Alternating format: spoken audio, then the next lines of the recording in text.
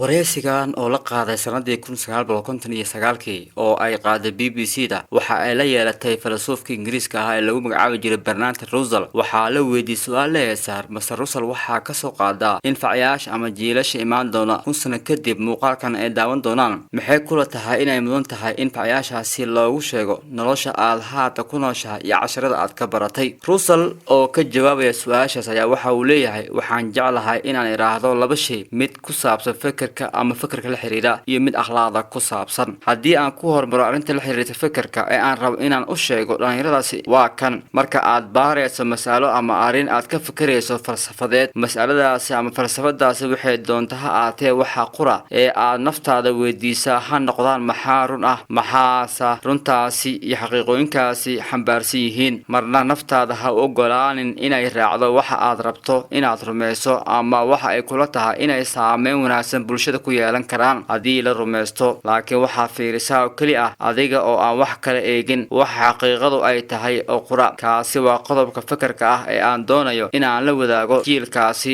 imaan doono boqolaalka sano soo aadan. arrinta ku saabsan akhlaaqda ama moralka ee aan rabo in aan u sheego waa mid aad u fudud. waxaa ku leeyahay jaceylka ama galgaceylku waa xigmad badan, naceebkuna waa nacasnimo. adduunyadan oo marba mar kasii dambeysa sida weyn isugu sii furmayso ama isugu sii xirmayso waa in aan barano in qaarkeen ay qaar kale u dulqaataan. waa in aan barano sidii aan ugu adkeysan lahayn xaqiiqada ah in dadka qaarkood ay dhahayaan waxyaabo aynan annaka jeclaysanin, isla markaan loo baahan yahay inaan u dulqaadano. sidaas oo keli ah baana ku wada noolaan karnaa. haddii ay tahay in aan wada noolaano oo aynan wada dhiman waa inaan barano nooc sanfal ah iyo dulqaad kaas oo muhiim u ah aadamiga koonkan kusii noolaanaya. Bernard Russell waxa uu ahaa filosoof u dhashay dalka Ingiriiska oo noolaa intii u dhaxaysay 1872 ilaa 1970.